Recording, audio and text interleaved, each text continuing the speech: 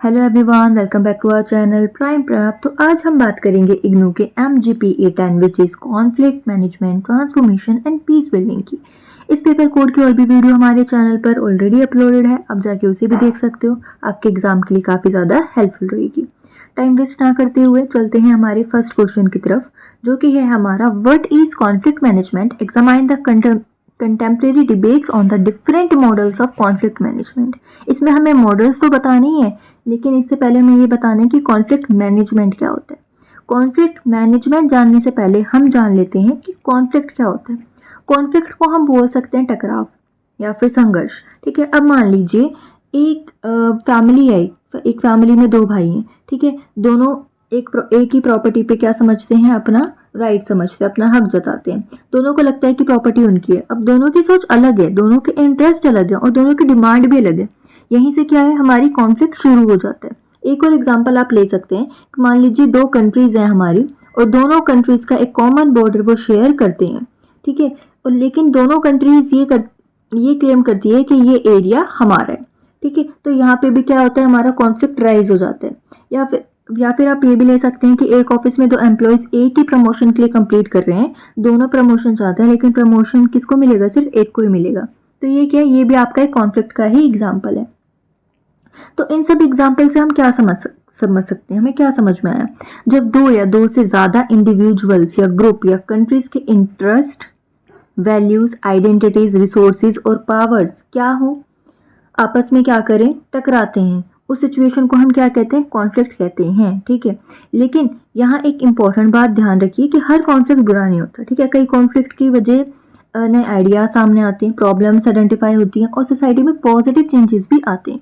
Problems तब होती है जब कॉन्फ्लिक्ट क्या करे, वायलेंस, हेट्रेड या फिर वॉर में बदल जाए, तब हमारी प्रॉब्लम्स होती हैं। इसी वजह से हमें ज़रूरत पड़ती है किसकी, कॉन्फ्लिक्ट मैनेजमेंट की। आई होप आपको ये समझ में आया होगा। अब हम समझते हैं कॉन्फ्लिक्ट मैनेजमेंट क्या होता है। ठीक है, अब नाम पर हम ध्यान दें अगर मैनेजमेंट पर ही, तो मैनेजमेंट का मतलब क्या होता है, मैनेजमेंट का मतलब होता है कि किसी सिचुएशन को प्रॉपर्ली हैंडल करना। इसी तरह से क्या होगा, कॉन्फ्लिक्ट मैनेजमेंट का मतलब होगा कि कॉन्फ्लिक्ट को किसी तरह हैंडल करना है जो वायलेंस में कन्वर्ट ना हो और पीसफुली मैनेज हम कर सकें या पीसफुली मैनेज किया जा सके। सिंपल लैंग्वेज की व्हाट इज कॉन्फ्लिक्ट मैनेजमेंट, तो आप लिख सकते हो conflict management is the process of controlling, reducing, handling conflicts so that they do not become violent and can be managed through peaceful methods। अब यहाँ एक कॉमन मिस्टेक करते हैं स्टूडेंट्स, वो क्या करते हैं, कॉन्फ्लिक्ट रिजोल्यूशन और कॉन्फ्लिक्ट मैनेजमेंट। कॉन्फ्लिक्ट रिजोल्यूशन और कॉन्फ्लिक्ट मैनेजमेंट को एक ही मान लेते हैं कि दोनों सेम चीज़ है, लिख भी सेम आते हैं, लेकिन दोनों में थोड़ा सा डिफरेंस है। कॉन्फ्लिक्ट रिजोल्यूशन का मतलब क्या होता है, इसका एम होता है कि कॉन्फ्लिक्ट को कंप्लीटली खत्म कर देना। ठीक है, लेकिन जबकि कॉन्फ्लिक्ट मैनेजमेंट का क्या मतलब होता है, कॉन्फ्लिक्ट मैनेजमेंट मानता है कि हर कॉन्फ्लिक्ट को खत्म करना पॉसिबल नहीं होता, इसलिए इसका फोकस होता है कि कॉन्फ्लिक्ट को कंट्रोल करना, उसकी इंटेंसिटी कम करना और उसे पीसफुली मैनेज करना। ठीक है, ये दोनों एग्जाम में आ सकते हैं, दोनों क्वेश्चंस भी बन सकते हैं। कॉन्फ्लिक्ट रेजोल्यूशन का भी क्वेश्चन काफ़ी बार रिपीट हुआ है, तो आप इसमें ये डिफरेंस अगर आप जानते होंगे तो आप उसमें लिख सकते हो। ठीक है, अब अगर हम स्कॉलर के डेफिनेशन की बात करें तो लुईस क्रिसबर्ग क्या कहते हैं, ये कहते हैं कि इनके अकॉर्डिंग कॉन्फ्लिक्ट मैनेजमेंट वो प्रोसेस है जिसमें कॉन्फ्लिक्ट पार्टीज अपने डिस्प्यूट्स को वायलेंस का सहारा लिए बिना मैनेज करती है। यानी कि प्रॉब्लम हो सकती है, डिसएग्रीमेंट भी हो सकते हैं, लेकिन उसका सॉल्यूशन वायलेंस नहीं है बल्कि एक पीसफुल मेथड से निकाला जाता है। ठीक है, without resorting to destructive violence. अब दूसरे अगर हम स्कॉलर की बात करें जो कि है हमारे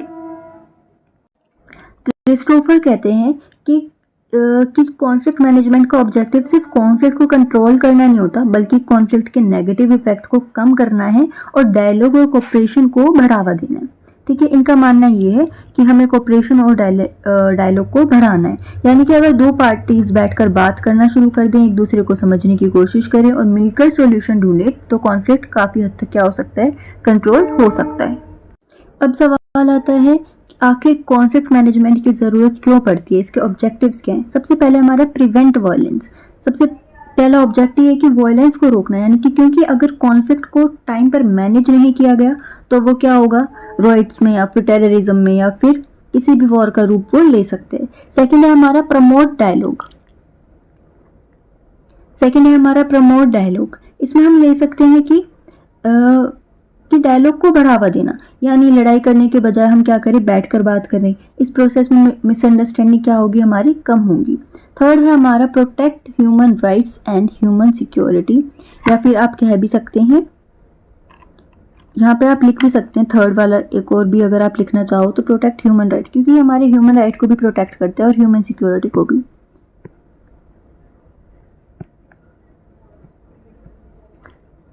protect human right and human security. ठीक है, तो ये क्या करते हैं, कॉन्फ्लिक्ट के दौरान जो होते हैं आम लोग होते हैं, सबसे ज़्यादा सफ़र वही करते हैं, जैसे कि हम जानते हैं। इसलिए कॉन्फ्लिक्ट मैनेजमेंट का एम होता है कि लोगों की लाइफ को, उनकी डिग्निटी को और उनकी राइट्स को क्या करें, वो प्रोटेक्ट कर सकें। फिर है हमारे पास बिल्ड ट्रस्ट। जब दो पार्टीज बार बार बातचीत करती हैं तो धीरे धीरे क्या होता है, उनका जो ट्रस्ट है वो डेवलप होने लगता है, और ट्रस्ट ही लॉन्ग टर्म पीस को क्या कर सकता है, मेंटेन कर सकता है, और उसकी क्या कर सकता है, फाउंडेशन उसे बना सकता है। फिर है हमारे पास सस्टेनेबल पीस। सस्टेनेबल पीस से मतलब आप ले सकते हो कि कॉन्फ्लिक्ट मैनेजमेंट का पर्पस सिर्फ टेम्परेरी पीस लाना नहीं होता। ठीक है, इसका ऑब्जेक्टिव होता है कि लॉन्ग टर्म और सस्टेनेबल पीस स्टैब्लिश करना, है ना। अब हम आते हैं हमारे contemporary models of conflict management पे। ठीक है, अभी तक हमने समझा कॉन्फ्लिक्ट क्या होता है, कॉन्फ्लिक्ट मैनेजमेंट क्या होता है और उसके ऑब्जेक्टिव्स क्या होते हैं। अभी हमारे क्वेश्चन का सबसे मेन पार्ट आ गया है कि different models of conflict management. ठीक है, फर्स्ट है हमारा ट्रेडिशनल मॉडल। ट्रेडिशनल मॉडल को क्या कहेंगे हम, नाम से ही समझ आ रहा है कि कॉन्फ्लिक्ट को हैंडल करने का सबसे पुराना तरीका। इस मॉडल का मानना था कि सोसाइटी में शांति बनाए रखने के लिए हमें गवर्नमेंट, पुलिस, कोर्ट्स या लॉज सबसे ज़्यादा इंपॉर्टेंट होते हैं। ठीक है, मेंटेन करने के लिए हमें इन सब की ही ज़रूरत पड़ेगी, यानी कि अगर कहीं कॉन्फ्लिक्ट हो जाए तो उसे लीगल सिस्टम के थ्रू ही कंट्रोल किया जा सकता है। अब एक एग्जांपल से समझ लीजिए कि मान लीजिए कि दो लोगों के बीच ज़मीन का कुछ डिस्प्यूट चल रहा है, लैंड का कोई डिस्प्यूट चल रहा है। दोनों एक दूसरे से फाइट करने लगे, लड़ने लगे। अब अगर ये डिस्प्यूट्स और बढ़ता है तो क्या होगा, पुलिस इंटरवेन करेगी। ठीक है, कोर्ट केस में जाएगा। ठीक है, केस क्या है, कोर्ट में जाएगा। जज क्या करेंगे, जज एविडेंस देखेंगे और डिसीजन देंगे, यानी कि कॉन्फ्लिक्ट को लॉ के थ्रू कंट्रोल किया जाएगा। इसी को हम क्या कहते हैं, ट्रेडिशनल मॉडल कहते हैं। ठीक है, इस मॉडल की आप स्ट्रेंथ भी लिख सकते हैं। क्या स्ट्रेंथ है इसकी, ये पब्लिक ऑर्डर मेंटेन करता है, वायलेंस को रोकता है, सोसाइटी में क्या करता है, डिसिप्लिन बनाए रखता है। ठीक है, इसका क्रिटिसिज्म भी है, कुछ इसके लूप होल्स भी है, जैसे कि एक्सपर्ट कहते हैं कि सिर्फ कोर्ट का डिसीजन देने से प्रॉब्लम खत्म नहीं होती, हो सकता है दोनों पार्टीज के बीच नफरत जैसी है वैसी ही बनी रहे। ठीक है, यानी कॉन्फ्लिक्ट का रूट कोज जो है वो एड्रेस नहीं हो पाता। इस वजह से इस मॉडल को हम क्या मानते हैं, लिमिटेड माना जाता है। ठीक है, नेक्स्ट आ जाता है हमारा नेगोशिएशन मॉडल। नेगोशिएशन मॉडल क्या होता है, ये सबसे कॉमन और सबसे ज़्यादा यूज़ होने वाला मॉडल है। नेगोशिएशन का सिंपल मतलब अगर मैं बताऊं तो क्या होता है, बैठकर बात करना और मिलकर सॉल्यूशन निकालना। ठीक है, यहाँ कोई थर्ड पार्टी नहीं होती, ये सिर्फ कॉन्फ्लिक्ट में जितनी भी पार्टीज हमारी शामिल होगी आपस में प्रॉब्लम्स डिस्कस करती है। एग्जांपल अगर हम दे, दो बिजनेस पार्टनर्स हैं हमारे, उनके बीच में क्या हुआ, प्रॉफिट शेयरिंग को लेके क्या हुआ, डिसएग्रीमेंट हो गया। ठीक है, अब क्या होगा, अगर वो कोर्ट ले जाते हैं इसको तो रिलेशनशिप उनके खराब हो जाते हैं। ठीक है, टाइम वेस्ट होता वो अलग, लेकिन अगर दोनों बैठकर कामली डिस्कस करते हैं तो वो कॉम्प्रोमाइज़ उसमें कर ही लेते हैं, तो प्रॉब्लम सॉल्व वहाँ पे हो सकती है।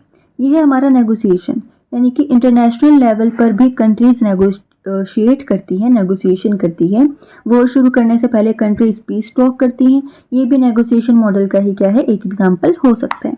ठीक है, इंपॉर्टेंट स्कॉलर अगर आप इसमें देखें तो फिशरो एंड यूरे ये हैं, इन्होंने अपनी famous book getting to yes, ठीक है, इनकी एक फेमस बुक थी गेटिंग टू येस।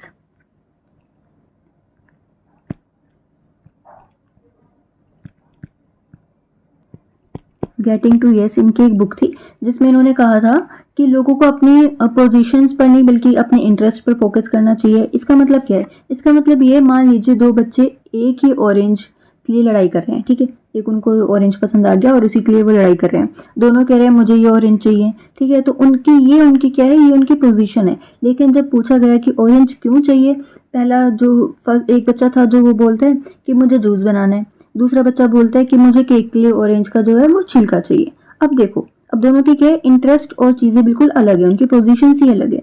एक को जूस चाहिए, दूसरे को सिर्फ उसका पील चाहिए। ठीक है, यानी अगर हम पोजीशन की जगह इंटरेस्ट समझ लेते हैं तो सोल्यूशन क्या है हमारा, आसानी से हमें मिल सकता है। इसी ये जो हमारी फिलॉसफी है, इसी को फिशर और यूरे ने क्या किया, सपोर्ट करते हैं। नेक्स्ट है हमारा मीडिएशन एंड आर्बिट्रेशन। ठीक है, कभी कभी जो दो पार्टीज इतनी नाराज होती हैं कि वो आपस में बात ही नहीं करना चाहती। ठीक है, तब एक न्यूट्रल क्या होती है, न्यूट्रल थर्ड पार्टी की ज़रूरत हमें पड़ती है। इसी न्यूट्रल पर्सन की ये जो हमारा थर्ड पर्सन होगा, इसको हम क्या बोलते हैं, मीडिएटर भी बोलते हैं।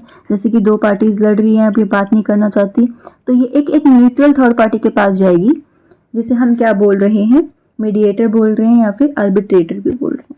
ठीक है, उसका नाम होता है वही दोनों पार्टीज को बातचीत के लिए तैयार करना। ठीक है, ये इनका काम है। अब ये क्या करेगा, दोनों पार्टीज को बातचीत के लिए रेडी करेगा। जो भी इनके बीच में मिसअंडरस्टैंडिंग है उन्हें दूर करेगा, ट्रस्ट बिल्ड करेगा, अगर सोल्यूशन तक पहुंचने में, और क्या करेगा, सोल्यूशन तक पहुंचने में हेल्प करेगा।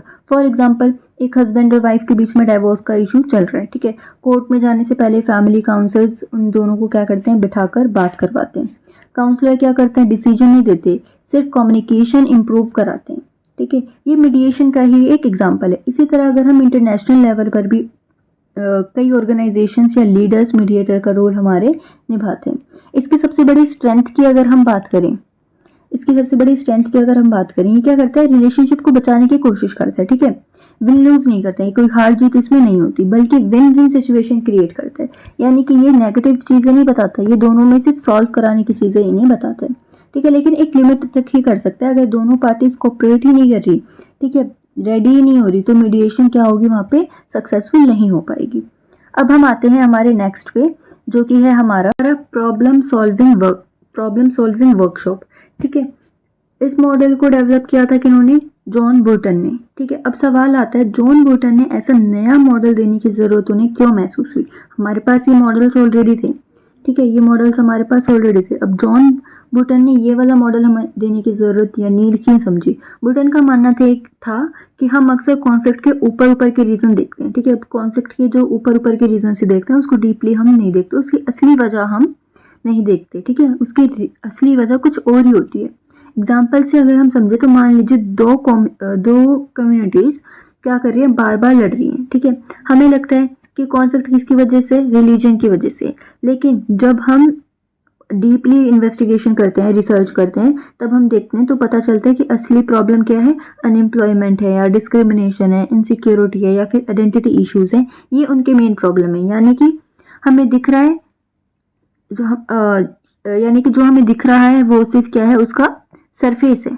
ठीक है, लेकिन डीप जो प्रॉब्लम है वो हमें नहीं दिख रही। ठीक है, असली कॉन्फ्लिक्ट के जो है वो नीचे छुपा हुआ है हमारा। इसलिए जो जॉन बर्टन कहते हैं कि अगर परमानेंट पीस चाहिए तो कॉन्फ्लिक्ट के रूट को उसको समझना बहुत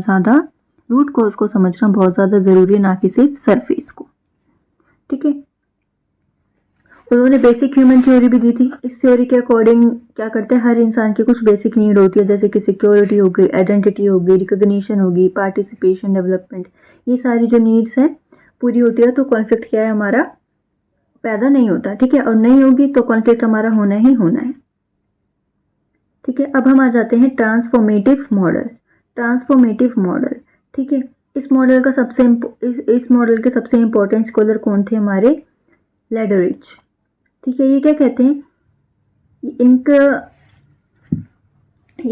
हैं, इनका मानना था कि कॉन्फ्लिक्ट को सिर्फ प्रॉब्लम का रूप नहीं देखना चाहिए। ठीक है, सिर्फ उसके फेस नहीं देखना चाहिए कॉन्फ्लिक्ट का, बल्कि एक उसको क्या देना चाहिए, बल्कि कॉन्फ्लिक्ट को एक opportunity for positive social change के रूप में हमें देखना चाहिए।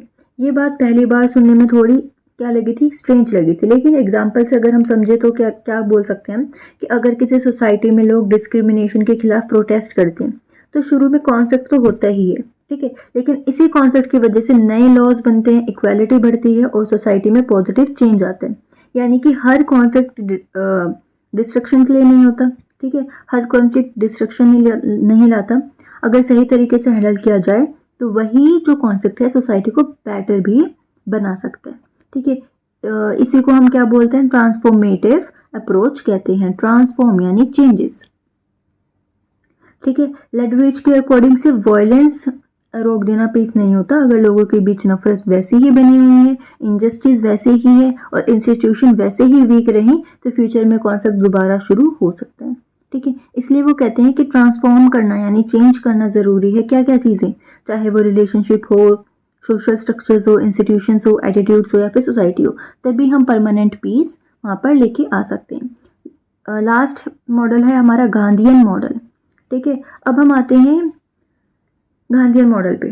ठीक है, इस मॉडल के स्कॉलर आपको पता ही है कौन है, महात्मा गांधी। गांधी जी का मानना था कि कॉन्फ्लिक्ट को वॉयलेंस से नहीं बल्कि मोरालिटी और नॉन वॉयलेंस से सॉल्व किया जाना चाहिए।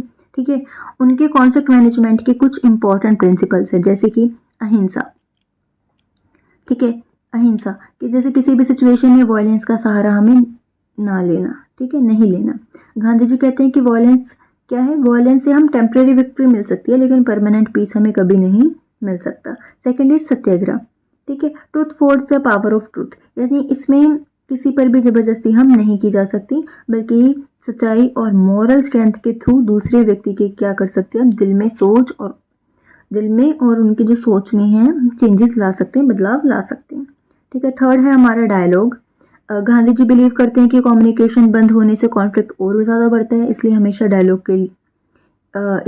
हमें डायलॉग से ही बातचीत करके अपने सिचुएशन को क्या करना चाहिए, बेटर बनाने की कोशिश करनी चाहिए।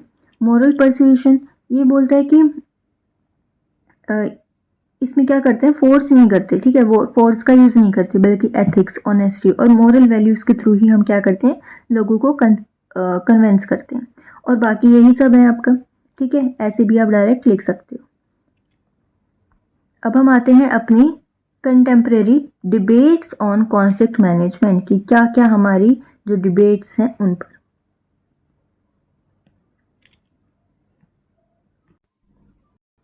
सबसे पहले है हमारी रियलिस्ट पर्सपेक्टिव। ठीक है, रियलिस्ट पर्सपेक्टिव यानी रियलिस्ट का मानना है कि दुनिया में हर कंट्री अपने नेशनल इंटरेस्ट के लिए काम करती है और क्योंकि हर कंट्री अपनी पावर बढ़ाना चाहती है इसलिए कॉन्फ्लिक्ट होना क्या है, हमारा नेचुरली है। अब सवाल ये आता है कि जो रियलिस्ट कॉन्फ्लिक्ट को मैनेज कैसे करते हैं। ठीक है, इन्होंने ये तो बोल दिया कि सब अपने इंटरेस्ट के लिए काम करती हैं। ठीक है, सबको पावर चाहिए इसलिए हमारी जो कॉन्फ्लिक्ट है वो नेचुरली होती है। अब ये है कि ये मैनेज कैसे करते हैं, पावर और कोरिजन। ठीक है, क्या करते हैं, लो मेंटेन करता है ऑर्डर को। ठीक है, और एक टेम्परेरी पीस वो क्रिएट कर सकता है परसिस्ट, यानी कि अगर कोई कंट्री या कोई ग्रुप वायलेंस कर रहा है तो उसे रोकने के लिए स्ट्रॉन्ग मिलिट्री, पुलिस या फिर फोर्स का यूज़ भी ज़रूरी हो सकता है। सिंपल एग्जांपल से अगर हम समझो, अगर किसी एरिया में टेररिस्ट अटैक कर रहे हैं, ठीक है, तो सिर्फ बातचीत से प्रॉब्लम सॉल्व वहाँ पर नहीं होगी, गवर्नमेंट को वहाँ पे सिक्योरिटी फोर्सेस का यूज़ करना पड़ेगा। ठीक है, इसलिए जो रियलिस्ट कहते हैं कि कभी कभी पावर ही क्या कर सकती है, पीस मेंटेन कर सकती है। लेकिन इसका क्रिटिसिज्म भी कुछ ये है कि एक्सपर्ट्स ये भी कहते हैं कि फोर्स से शायद क्या हो, कुछ टाइम के लिए ही शांति आ जाए, लेकिन अगर कॉन्फ्लिक्ट की असली वजह जैसे इनइक्वालिटी हो, डिस्क्रिमिनेशन हुआ, इनजस्टिस हुआ, अगर वो सॉल्व नहीं किया गया तो फ्यूचर में कॉन्फ्लिक्ट फिर से हमारा शुरू हो सकते हैं। यानी कि रियलिस्ट अप्रोच क्या है, हमारी टेम्परेरी पीस ही लेकर आ सकती है, वो हमें परमानेंट सॉल्यूशन नहीं दे सकती। फिर है हमारा लिबरल। ठीक है, लिबरल पर्सपेक्टिव। लिबरल रियलिस्ट से बिल्कुल ही क्या करते हैं, अलग सोच रखते हैं। ये कहते हैं कि पीस सिर्फ मिलिट्री पावर से नहीं आती। ठीक है, पीस तब आती है जब कंट्रीज और सोसाइटीज डायलॉग, डेमोक्रेसी और कोऑपरेशन को क्या दे, इम्पोर्टेंस दें। ठीक है, इसलिए जो लिबरल अप्रोच है वो किस पे फोकस करती है, डेमोक्रेसी, डायलॉग, इंस्टीट्यूशन या इंटरनेशनल कोऑपरेशन पे। ठीक है, ह्यूमन राइट्स पे। एग्जाम्पल से अगर हम समझे, जब दो कंट्रीज किसी इशू पर बैठकर क्या करती हैं, डिस्कशन करती हैं और एग्रीमेंट भी वो साइन कर लेते हैं। ठीक है, करती हैं, तो ये लिबरल अप्रोच का ही एग्जाम्पल है। इस अप्रोच के एडवांटेज अगर हम ले, लॉन्ग टर्म पीस बनाने में मदद करती है, कंट्रीज के बीच में ट्रस्ट बिल्ड होता है, ट्रस्ट बढ़ाती है। लेकिन इसका क्रिटिसिज्म भी हम ये ले सकते हैं कि कई बार इमरजेंसी सिचुएशंस में क्या होता है, इतने डिस्कशन का वहाँ पे टाइम ही नहीं होता। ठीक है, ऐसे केसेस में लिबरल अप्रोच थोड़ी सी हमारा स्लो वर्क करती है, स्लो होती है। फिर है हमारा ह्यूमन सिक्योरिटी अप्रोच। ठीक है, पहले गवर्नमेंट सिर्फ स्टेट के सिक्योरिटी के बारे में ही सोचती थी, यानी बॉर्डर सेफ है या नहीं है, ठीक है, आर्मी स्ट्रांग है या नहीं है, लेकिन ह्यूमन सिक्योरिटी अप्रोच कहती है कि अगर सिटीजन्स ही सेफ नहीं है तो सिर्फ सेफ स्टेट की सिक्योरिटी का फिर क्या फ़ायदा है, ठीक है। इसलिए फोकस कहाँ हुआ, हमारा फोकस हमारा शिफ्ट हो गया, स्टेट सिक्योरिटी से वो ह्यूमन सिक्योरिटी की तरफ आ गया। स्टेट सिक्योरिटी से वो कहाँ आ गया, ह्यूमन सिक्योरिटी पर आ गया। यानी हर इंडिविजुअल को सेफ और सिक्योर फील होना चाहिए। ह्यूमन सिक्योरिटी में सिर्फ वर्ड से प्रोटेक्शन नहीं होती, इसमें क्या क्या चीज़ें इंक्लूड होती है, economic security, food security, health security, environmental security, ठीक है, पर्सनल सिक्योरिटी, कम्युनिटी, पॉलिटिकल, सारी सिक्योरिटी इसमें हमारी इंक्लूड हो जाती है।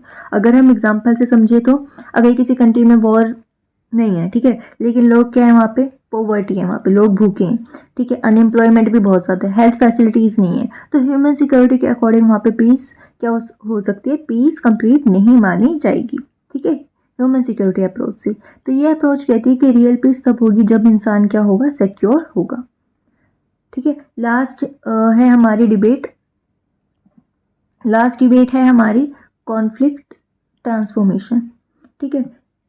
अब ये अप्रोच सपोर्ट करते हैं कि इसको जॉन गुल्टन, जॉन पॉल लेडर्स, ये सारे जो स्कॉलर्स हैं ये इसको सपोर्ट करते हैं। और ये दोनों स्कॉलर्स क्या कहते हैं, ये कहते हैं सिर्फ वॉयलेंस रोक देना पीस नहीं होता, ठीक है। एग्जाम्पल, मान लीजिए दो कम्युनिटीज़ के बीच क्या होगा, दंगे हो गए भाई, ठीक है, गवर्नमेंट ने पुलिस भेज दी, वॉयलेंस रुक गया। अब क्या इसका मतलब कॉन्फ्लिक्ट वहाँ पे ख़त्म हो गया, नहीं। हो सकता है दोनों कम्युनिटीज़ के बीच में नफरत वैसी ही बनी रहे, ट्रस्ट टूट चुका है, इंडस्ट्रीज भी वैसा ही हो। ऐसे में जो फ्यूचर है में क्या होगा, फ्यूचर में कॉन्फ्लिक्ट दोबारा वहाँ पर हो सकता है। तो इसीलिए गुल्टंग और लेडरिच कहते हैं कि अगर परमानेंट पीस चाहिए तो रिलेशनशिप को इम्प्रूव करना हमें होगा, ठीक है, इंस्टीट्यूशन स्ट्रॉन्ग बनाने होंगे, जस्टिस इंश्योर करनी होगी, और अगर सोसाइटी के स्ट्रक्चर में पॉजिटिव चेंज लाना होगा, ठीक है। तो इसी प्रोसेस को हम क्या बोलते हैं, कॉन्फ्लिक्ट ट्रांसफॉर्मेशन कहते हैं। ये अप्रोच आज के टाइम में सबसे ज़्यादा सपोर्ट की जा रही है, ठीक है। अब आते हैं हम इसके क्रिटिकल एनालिसिस पे। क्रिटिकल एनालिसिस भी आ सकता है और उसमें आपसे एग्जामिनर ये भी पूछ सकते हैं कि आपके अकॉर्डिंग कौन सा मॉडल जो है वो बेस्ट है, ठीक है। तो आंसर ये आपका हो सकता है कि कोई भी मॉडल कि कोई भी एक मॉडल हर सिचुएशन में परफेक्ट नहीं होता। क्यों? क्योंकि हर कॉन्फ्लिक्ट अलग होते हैं, फैमिली कॉन्फ्लिक्ट अलग होते हैं, पॉलिटिकल कॉन्फ्लिक्ट अलग होते हैं, इंटरनेशनल कॉन्फ्लिक्ट अलग होते हैं, इसलिए हर जगह एक ही मॉडल अप्लाई हम नहीं कर सकते, नहीं किया जा सकता। ट्रेडिशनल मॉडल जो है हमारा लॉ और ऑर्डर मेंटेन करता है, नेगोशिएशन और मीडिएशन क्या करता है, ट्रस्ट बिल्ड करता है, आर्बिट्रेशन हमारा डिसीजन देता है, प्रॉब्लम सॉल्विंग जो हमने देखी है वो क्या करता है, रूट कोज को आइडेंटिफाई करता है, ट्रांसफॉर्मेटिव मॉडल जो हमने देखा है वो लॉन्ग टर्म पीस स्टेब्लिश करता है, और गार्डियन मॉडल जो हमने देखा है वो क्या करते हैं, मोरालिटी और नॉन वायलेंस के थ्रू ही सस्टेनेबल यानी कि लॉन्ग टर्म पीस मेंटेन करने की बात करता है, ठीक है। यही सब इसमें हमारा लिखा हुआ है। लास्ट में आप अपना आंसर एंड करने के लिए कंक्लूजन लिख सकते हो, ठीक है। कॉन्फ्लिक्ट मैनेजमेंट का मतलब होता है कॉन्फ्लिक्ट को ख़त्म करना। कॉन्फ्लिक्ट को ख़त्म करना नहीं होता बल्कि एक बल्कि उसे पीसफुली मैनेज करना होता है, ठीक है। आज के टाइम में से फोर्स या लीगल एक्शंस पर डिपेंड हम नहीं हो सकते, हमें नहीं कर सकते हम डिपेंड उस पर, बल्कि नेगोशिएशन, मीडिएशन, ठीक है, कॉन्फ्लिक्ट ट्रांसफॉर्मेशन जैसे और भी जो हमारी मॉडर्न अप्रोचेज है उसको हम इक्वली इम्पोर्टेंस देते हैं, ठीक है। इसी वजह से ठीक है, जो जॉन पॉल है हमारे, वो क्या कहते हैं, जॉन पॉल कहते हैं sustainable peace is achieved not merely by ending violence but by the transforming relationship and society. अगर महात्मा जी का मैसेज भी अगर हम लिख सकते हैं तो आप लिख देना, true peace comes through truth, justice and non violence, ठीक है। यहीं पर ये वाला हमारा आंसर खत्म होता है। अब हम आते हैं हमारे नेक्स्ट क्वेश्चन पे, नंबर 2 पे, what is conflict assessment, discuss it's process, importance and limitations. बहुत सारे बच्चे ना यहीं पर ही कंफ्यूज हो जाते हैं कॉन्फ्लिक्ट मैनेजमेंट में और असेसमेंट में, ठीक है। कई सारे ये सोचते हैं कि दोनों सेम ही चीज़ है, लेकिन ऐसा बिल्कुल भी नहीं है। अगर आप इन दोनों में क्या समझ सकते हैं, अपना डिफरेंस समझ लेते हैं ना, तो आपके लिए काफ़ी ज़्यादा इजी हो जाएगा ये क्वेश्चन, और आप मतलब अलग अलग भी आते हैं, दोनों भी आते हैं तो आप लिख सकते हैं, ठीक है। सबसे पहले अगर हम डिफरेंस समझे तो आप मान लो कि आप अगर फॉर एग्जांपल आप डॉक्टर हो, ठीक है, आप डॉक्टर हो और आपके पास कोई पेशेंट आता है, आपके पास और बोलता है कि भाई मुझे तो ना बुखार है। अब डॉक्टर क्या करेगा, क्या वो सीधा उसे मेडिसिन दे देगा बिना चेकअप किए? बिल्कुल भी नहीं। सबसे पहले डॉक्टर क्या करेगा, उसका टेम्परेचर चेक करेगा, ब्लड टेस्ट करवा सकते हैं, सिम्टम्स देख सकते हैं, मेडिसिन हिस्ट्री उसकी पूछ सकते हैं। ठीक है, मतलब जब तक उसकी डिजीज़ की उसकी असली वजह उन्हें समझ नहीं आ जाएगी तब तक वो उन्हें ट्रीटमेंट उनका डिसाइड नहीं करेंगे। ठीक है, पूरी जब चीज़ें उन्हें समझ में आ जाएगी तब वो उसका ट्रीटमेंट डिसाइड करेंगे। यानी कि डायग्नोस पहले होता है और ट्रीटमेंट हमारा बाद में होता है। डायग्नोस हमारा पहले होता है, उसके बाद हमारा क्या होता है, ट्रीटमेंट होता है। ठीक है, तो बिल्कुल इसी तरह कॉन्फ्लिक्ट को सॉल्व करने से पहले हमें उसे पहले समझना पड़ता है कि ये कॉन्फ्लिक्ट हुआ क्यों, इसमें कौन कौन इन्वॉल्व है, असली प्रॉब्लम क्या हो सकती है, और अगर इसे इग्नोर किया गया तो फ्यूचर में क्या हो सकता है। ठीक है, इसी प्रोसेस को हम कॉन्फ्लिक्ट असेसमेंट बोलते हैं। ठीक है, अब कॉन्फ्लिक्ट असेसमेंट क्या होता है, अगर सिंपल लैंग्वेज में हम बोले तो बोल सकते हैं कि कॉन्फ्लिक्ट असेसमेंट का मतलब है किसी भी कॉन्फ्लिक्ट को डिटेल में स्टडी करना ताकि उसके causes, stakeholders, power relation और पॉसिबल सॉल्यूशन को हम क्या करें, समझ सकें। ठीक है, उसको समझ सके। याद रखिए असेसमेंट का मतलब होता है एनालिसिस। ठीक है, क्या होता है, एनालिसिस। तो एनालिसिस होता है यानी कि कॉन्फ्लिक्ट को हर एंगल से समझना। ये कॉन्फ्लिक्ट किस वजह से हुआ, इसमें कौन कौन इन्वॉल्व थे, सबके इंटरेस्ट क्या हैं, ठीक है, और इस कॉन्फ्लिक्ट को पीसफुली कैसे मैनेज किया जा सकता है, ये सब कॉन्फ्लिक्ट असेसमेंट का ही पार्ट है। इसीलिए कहा जाता है कि conflict assessment is the first step of successful conflict management. ठीक है, कि जो हमारा कॉन्फ्लिक्ट असेसमेंट है वही हमारी क्या है, पहला स्टेप है कॉन्फ्लिक्ट मैनेजमेंट का। ओके,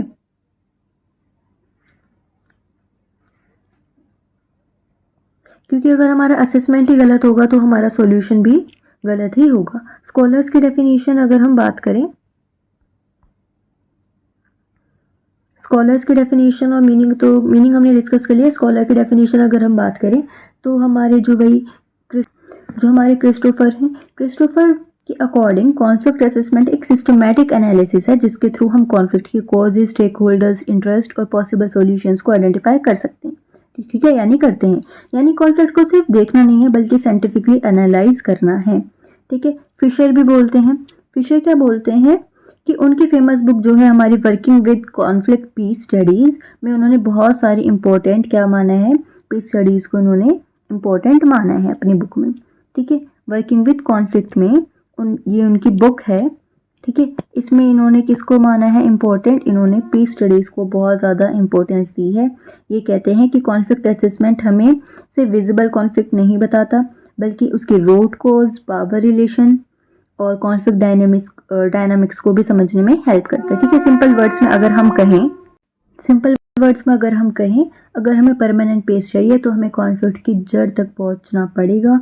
और अगर ये कॉन्फ्लिक्ट असेसमेंट, ठीक है, अगर हम वहाँ तक पहुँच गए तो ये काम कॉन्फ्लिक्ट असेसमेंट हमारा करता है। ठीक है, कॉन्फ्लिक्ट असेसमेंट का जो कॉन्फ्लिक्ट असेसमेंट है वो हमारा इम्पोर्टेंट क्यों है, ठीक है, वो इतना इम्पोर्टेंट क्यों है, उसके ऑब्जेक्टिव्स क्या हैं। अब हम, ठीक है, एग्जाम्पल से अगर हम समझे तो मान लीजिए किसी सिटी में दो कम्युनिटीज़ के बीच में वायलेंस हो गया, गवर्नमेंट ने बिना इन्वेस्टिगेशन किए सिर्फ पुलिस भेज दी भाई। ठीक है, वायलेंस क्या हुआ, कुछ दिन के लिए रुक गया लेकिन कुछ महीनों बाद वही कॉन्फ्लिक्ट दोबारा शुरू हो गया। ऐसा क्यों हुआ, क्योंकि किसी ने समझने की कोशिश ही नहीं की कि कॉन्फ्लिक्ट की असली वजह क्या है। हो सकता है डिस्क्रिमिनेशन हो या एम्प्लॉयमेंट का इशू हो, पुलिस राइवरी हो, पॉलिटिकल राइवरी हो, या फिर कोई भी हमारी हिस्टोरिकल टेंशन्स हो सकती है। जबकि असली प्रॉब्लम तक हम नहीं जाएंगे तब तक हमें परमानेंट सॉल्यूशन नहीं मिलेगा। ठीक है, अब इसके अगर हम फर्स्ट ऑब्जेक्टिव की बात करें तो कि जो है हमारा आइडेंटिफाई रूट कोज। ठीक है, सबसे पहला ऑब्जेक्टिव है कि कॉन्फ्लिक्ट की असली वजह को समझना, सिर्फ सरफेस प्रॉब्लम नहीं बल्कि रूट कोज। स्टेक होल्डर्स को समझना, अंडरस्टैंड स्टेक होल्डर्स, कॉन्फ्लिक्ट में कौन कौन इन्वॉल्व है, डायरेक्ट पार्टीज कौन है, इनडायरेक्ट एक्टर्स कौन हैं, ठीक है, और सबके इंटरेस्ट क्या है, ये जानना हमारे लिए काफ़ी ज़्यादा ज़रूरी है। ठीक है, प्रिवेंट एस्केलेशन यानी वॉयलेंस को प्रिवेंट करना। अगर कॉन्फ्लिक्ट को टाइम पर एनालाइज कर लिया जाए तो उसके वॉयलेंट होने से पहले ही उसे हम कंट्रोल कर सकते हैं, उसे कंट्रोल किया जा सकते हैं। इसीलिए कॉन्फ्लिक्ट असेसमेंट को अर्ली वार्निंग टूल भी कहा जाता है। ठीक है, उसके बाद है हमारा डिज़ाइन स्ट्रेटजीज यानी बेटर स्ट्रेटजीज बनाना। जब कॉन्फ्लिक्ट क्लियरली समझ आ जाते हैं तब गवर्नमेंट और जो पीस बिल्डर्स होते हैं वो डिसाइड कर पाते हैं कि कि यहाँ नेगोशिएशन यूज़ करना है या मीडिएशन यूज़ करना है या कोई और अप्रोच उन्हें अडॉप्ट करनी है या नहीं। Next we have support peace building, कि सिर्फ कॉन्फ्लिक्ट को रोकना नहीं बल्कि फ्यूचर में दोबारा कॉन्फ्लिक्ट ना हो, इसीलिए परमानेंट पीस स्टैब्लिश करना। ठीक है, अब आ जाते हैं हम अपने प्रोसेस ऑफ कॉन्फ्लिक्ट असेसमेंट पर। तो सबसे पहला स्टेप है हमारा step 1 is identification of the conflict. सबसे पहले हम ये समझेंगे कॉन्फ्लिक्ट है किस बात का। ठीक है, यानी कॉन्फ्लिक्ट की नेचर और टाइप आइडेंटिफाई की जाएगी। क्या ये पॉलिटिकल कॉन्फ्लिक्ट है या रिलीजियस है या एथनिक है या इकोनॉमिक इश्यूज़ की वजह से हुआ है या इन्वायरमेंटल रिसोर्सेज या जैसी पुरानी चीज़ें जो थी उनको लेकर कॉन्फ्लिक्ट हुआ है। एग्जाम्पल हम ले सकते हैं कि अगर भाई दो विलेजेस हैं लेकिन उनका सोर्स ऑफ वाटर एक ही जगह से, दो विलेजेस हैं उनका सोर्स ऑफ वाटर एक ही जगह से, तो वो क्या होगा, उनका रिसोर्स बेस्ड कॉन्फ्लिक्ट हो जाएगा। ठीक है, अगर दो पार्टीज इलेक्शन के बाद वायलेंस कर रही हैं तो वो पॉलिटिकल कॉन्फ्लिक्ट हो जाएगा। तो इसलिए सबसे पहले कॉन्फ्लिक्ट की आइडेंटिफिकेशन करना काफ़ी ज़रूरी है। ठीक है, उनकी आइडेंटिफाई क्लियर करना काफ़ी हमारे लिए ज़रूरी है। सेकेंड है आइडेंटिफाई स्टेक होल्डर्स। अब दूसरा स्टेप ये आता है स्टेक होल्डर्स को आइडेंटिफाई करना। स्टेक होल्डर्स का मतलब क्या है? स्टेक होल्डर्स का मतलब है जब सब लोग या ग्रुप्स जो डायरेक्टली या इनडायरेक्टली कॉन्फ्लिक्ट से जुड़े हुए हैं, कनेक्टेड हैं। ठीक है, यहाँ स्टूडेंट्स एक कॉमन मिस्टेक कर लेते हैं कि वो सिर्फ दो फाइटिंग पार्टीज़ को ही स्टेक होल्डर समझते हैं, लेकिन ऐसा बिल्कुल नहीं है। एग्जाम्पल अगर हम ले तो दो कम्युनिटीज़ के बीच में कॉन्फ्लिक्ट चल रहे हैं। ठीक है, तो सिर्फ वही दो कम्युनिटीज स्टेक होल्डर्स नहीं होगी, बल्कि गवर्नमेंट भी स्टेक होल्डर होगी, पुलिस भी होंगे, मीडिया भी स्टेक होल्डर हो सकती है, एनजीओज भी हो सकते हैं, लोकल सिटीजन्स भी हो सकते हैं। ठीक है, अब सिर्फ स्टेक होल्डर्स को आइडेंटिफाई करना ही काफ़ी नहीं होता, ये भी देखना होता है कि उनके इंटरेस्ट क्या हैं, उनके गोल्स क्या हैं, उनके रिलेशनशिप्स कैसे हैं। ठीक है, क्योंकि हर स्टेक होल्डर्स का पर्सपेक्टिव क्या होता है, काफ़ी ज़्यादा अलग होता है। थर्ड है हमारे पास एनालाइज रूट कॉजेज। ठीक है, नाम से ही हमें पता चल रहा है कि सबसे इम्पॉर्टेंट यही है कि ये कॉन्फ्लिक्ट असेसमेंट का सबसे इम्पोर्टेंट स्टेप माना जाता है। यहाँ एक्सपर्ट्स ये समझने की कोशिश करते हैं कि कॉन्फ्लिक्ट की असली वजह क्या है, उसका रूट कॉज क्या है। ठीक है, जो रीज़न हमें दिख रहा है ज़रूरी नहीं है कि वही उसका असली रीज़न हो। एग्जाम्पल हम अगर लें, अगर किसी सिटी में कम्युनल वायलेंस हो गया, ठीक है, तो हमें लगेगा कि रिलीजन कॉन्फ्लिक्ट का ही एक वो रीज़न है, इसलिए हो गया। लेकिन जब डिटेल में हम स्टडी करें, अगर हम स्टडी की गई, तब पता चला कि असली प्रॉब्लम अनएम्प्लॉयमेंट, पॉलिटिकल राइवरी और इकोनॉमिक इनइक्वालिटी ही थी। ठीक है, यानी रिलीजन सिर्फ एक क्या है, उनका ट्रिगर था। ठीक है, असली प्रॉब्लम कुछ और ही थी। इसलिए एक्सपर्ट्स कॉन्फ्लिक्ट को दो पार्ट्स में डिवाइड कर देते हैं, इमीडिएट ट्रिगर और अंडरलाइंग कॉजेज। इमीडिएट ट्रिगर का मतलब वही है जो इंसिडेंट जिसने कॉन्फ्लिक्ट को शुरू किया हो, और अंडरलाइंग कॉजेज मतलब जो प्रॉब्लम्स जो कई सालों से क्या है चलती हुई आ रही है। ठीक है, उसके बाद है हमारा कॉन्फ्लिक्ट डायनामिक्स। ठीक है, कॉन्फ्लिक्ट डायनामिक्स का मतलब क्या होता है? डायनामिक्स का मतलब है टाइम के साथ कॉन्फ्लिक्ट किस डायरेक्शन में बदल रहा है, यानी क्या कॉन्फ्लिक्ट धीरे धीरे वायलेंट हो रहा है या नेगोशिएशन की वजह से कम हो रहा है या नए ग्रुप्स भी इसमें शामिल हो गए हैं। ठीक है, क्या पब्लिक सपोर्ट बढ़ रहा है या कम हो रहा है। ये सब कॉन्फ्लिक्ट डायनामिक्स का ही हमारा पार्ट है, क्योंकि कॉन्फ्लिक्ट कभी कभी स्टैटिक नहीं होता। ठीक है, कॉन्फ्लिक्ट कभी भी स्टेबल नहीं होता, स्टैटिक नहीं होता, वो हमेशा चेंज होता रहता है। तो और इसी चेंज को कॉन्टिन्यूसली मॉनिटर करना पड़ता है, जो किस में आता है, कॉन्फ्लिक्ट डायनामिक्स में। Fifth step is power analysis. ठीक है, पावर एनालिसिस, जैसे कि हर कॉन्फ्लिक्ट में सब पार्टीज इक्वल नहीं होती, किसी के पास ज़्यादा पॉलिटिकल पावर होती है। ठीक है, किसी के पास इकोनॉमिक पावर ज़्यादा होती है, किसी के पास मिलिट्री पावर होती है, किसी के पास पब्लिक सपोर्ट होता है। तो इसलिए एक्सपर्ट्स एनालाइज करते हैं कि पावर किसके पास कितनी है। एग्जाम्पल, अगर एक तरफ गवर्नमेंट है और दूसरी तरफ एक छोटा सा लोकल ग्रुप है, ठीक है, और दोनों की पावर इक्वल नहीं है। ठीक है, जब तक पावर बैलेंस को समझा नहीं जाएगा तब तक इफेक्टिव सॉल्यूशन भी हमारा नहीं बन पाएगा, वो भी हमारा मुश्किल होगा। Sixth step is identifying opportunities for piece. ठीक है, ये सबसे पॉजिटिव स्टेप है। ठीक है, अब तक हमने प्रॉब्लम को समझा, सॉल्यूशन ढूंढने की बारी हमारी आ गई। एक्सपर्ट्स देखते हैं कि क्या डायलॉग यहाँ पे पॉसिबल है या फिर क्या नेगोशिएशन पॉसिबल है, या फिर हम मीडिएशन का यूज़ कर सकते हैं या मीडिएशन की ज़रूरत है या नहीं है। ठीक है, क्या कॉन्फ्लिक्ट बिल्डिंग मेजर्स के लिए किए जा सकते हैं या नहीं किए जा सकते। ठीक है, यानी कि वो हर अपॉर्चुनिटी आइडेंटिफाई की जाती है जिससे कॉन्फ्लिक्ट को पीसफुली मैनेज किया जा सकता है। ठीक है, इसी स्टेप की बेसिस पर फ्यूचर पीस स्ट्रैटेजी हमारी तैयार की जाती है। नेक्स्ट है हमारी इम्पोर्टेंस कि अंडरस्टैंड रियल कॉजेज़, ये रियल कॉजेज़ को पता, इससे हमारे रियल कॉजेज़ पता चलते हैं। ठीक है। अर्ली वार्निंग, ये हमें पहले से ही वार्निंग दे देता है कि भाई क्या क्या चीज़ें हमारी हो सकती है, फ्यूचर में क्या क्या हमारी चीज़ें हो सकती है जिसके थ्रू हम क्या कर सकते हैं, रिड्यूस कर सकते हैं जिसको। बेटर नेगोशिएशन, ये हमारे नेगोशिएशन को सही बनाता है। ठीक है। इम्प्रूव कराता है हमारी मीडिएशन पे, हमारे इंटरेस्ट को, हमारे डायनेमिक्स को, पार्टीज़ के बीच में जितनी भी चीज़ें हैं उनको ही क्लैरिफाई करता है। Strengthen peace building, peace building को बढ़ाता है ये। ठीक है। सपोर्ट करता है। एग्जाम्पल यहाँ पे मैंने लिखा हुआ है, आप देख सकते हैं। उसके बाद इसकी है लिमिटेशंस कुछ। ठीक है। लिमिटेशन यही है, कॉम्प्लेक्सिटी ऑफ कॉन्फ्लिक्ट्स, यानी कि आजकल के कॉन्फ्लिक्ट बहुत ज़्यादा कॉम्प्लेक्स हो गए हैं। एक ही कॉन्फ्लिक्ट में government, political parties, NGOs, media, local groups और सारे जितने भी एक्टर्स होते हैं सब इन्वॉल्व हो सकते हैं। ठीक है। इसलिए हम एक्यूरेट असेसमेंट करना हमारे लिए डिफ़िकल्ट हो जाता है।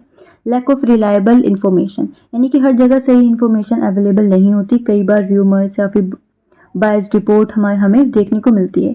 ठीक है। अगर हमारा डेटा ही गलत होगा तो असेसमेंट भी हमारी गलत ही हो सकती है। रैपिडली चेंजेस सिचुएशन, यानी कि कॉन्फ्लिक्ट कभी स्टेटिक नहीं होता। जैसा हमने देखा, सॉल्यूशन हमारे रोज़ बदलते हैं, रोज़ चेंजेस हो सकते हैं। आज जो असेसमेंट सही है, हो सकता है कि वो 1-2 हफ्ते बाद हमारा आउटडेटेड हो जाए। ठीक है। इसलिए हमें क्या है, कॉन्टिन्यूसली हमारे असेसमेंट को अपडेट करना पड़ता है। उसके बाद है हमारा पॉलिटिकल बायस। पॉलिटिकल बायस में हो सकता है कई बार गवर्नमेंट्स या फिर ऑर्गेनाइजेशन अपने पॉलिटिकल इंटरेस्ट के अकॉर्डिंग रिपोर्ट्स को क्या करती है, इन्फ्लुएंस करने की कोशिश करती है। ऐसे केसेस में असेसमेंट न्यूट्रल नहीं रह पाता और फिर उसके बेसिस पर बनने वाली पॉलिसीज़ भी इफ़ेक्टिव नहीं होती। फिर है हमारा कल्चरल डिफरेंसेस।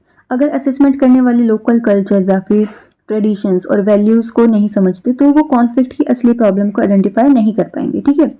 इसलिए लोकल पार्टिसिपेशन यहाँ पे बहुत ज़्यादा हमारा ज़रूरी हो जाता है। फिर है हमारा रिसोर्स कंस्ट्रेंट, यानी कि एक प्रॉपर कॉन्फ्लिक्ट असेसमेंट के लिए टाइम चाहिए, फंडिंग चाहिए, एक्सपर्ट्स चाहिए और फील्ड रिसर्च भी करनी पड़ती है। हर कंट्री के पास इतने रिसोर्सेज अवेलेबल नहीं होते। ये भी हमारी क्या है, एक लिमिटेशन ही है। ठीक है। स्कॉलर्स व्यूज़ हमने पहले भी डिस्कस किए थे अपने आंसर्स में। आप यहाँ पे भी सेपरेटली स्कॉलर व्यू अपने आंसर में लिख सकते हैं ताकि आपका जो आंसर है वो काफ़ी ज़्यादा इफेक्टिव रहे। लास्ट में आप क्रिटिकल एनालिसिस लिख देना। हमको समझे सॉल्यूशन देना बिल्कुल ही इम्पॉसिबल है, लेकिन मॉडर्न कॉन्फ्लिक्ट बहुत ज़्यादा डायनेमिक होते हैं, इसलिए असेसमेंट सिर्फ एक बार नहीं बल्कि कॉन्टिन्यूसली होना चाहिए।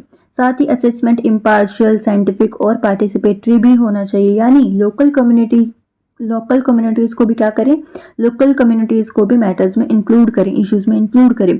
तभी वो क्या हो सकता है, हमारा एक सस्टेनेबल पीस डेवलप वहाँ पर हो सकता है। लास्ट में आप कंक्लूजन लिख देना यही कि भाई हमारा जो कॉन्फ्लिक्ट असेसमेंट एक साइंटिफिक और सिस्टमैटिक प्रोसेस है जो हमें कॉन्फ्लिक्ट के नेचर, कॉजेज, स्टेक होल्डर और पॉसिबल सॉल्यूशंस को समझने में हेल्प करता है। ये गवर्नमेंट, इंटरनेशनल ऑर्गेनाइजेशन या फिर पीस बिल्डर्स को क्या करता है, बेटर स्ट्रेटजीज बनाने में सपोर्ट करता है। और इसी वजह से एक्सपर्ट्स भी कहते हैं कि right assessment is the foundation of right conflict management. ठीक है। ये आप लिख सकते हो। लास्ट में आप अपना ये देख लेना कंक्लूजन और ये अपने आंसर में ऐड कर देना ताकि आपका आंसर कंप्लीट लगे। अब हम आते हैं अपने थर्ड क्वेश्चन को। थर्ड क्वेश्चन को हम इंक्लूड करेंगे हमारे नेक्स्ट पार्ट में। आई होप आपको ये वीडियो पसंद आई। अगर आपको ये कंटेंट अच्छा लगा, आपको समझ में आई ये चीज़ें, तो प्लीज़ हमारे चैनल को लाइक, शेयर और सब्सक्राइब ज़रूर करें। आपके सपोर्ट की काफ़ी ज़्यादा ज़रूरत है और ऐसे ही वीडियोज़ आती रहेंगी जो आपके एग्ज़ाम में काफ़ी ज़्यादा हेल्प करेंगी। Thank you so much for watching. तब तक के लिए कीप लर्निंग, कीप ग्रोइंग।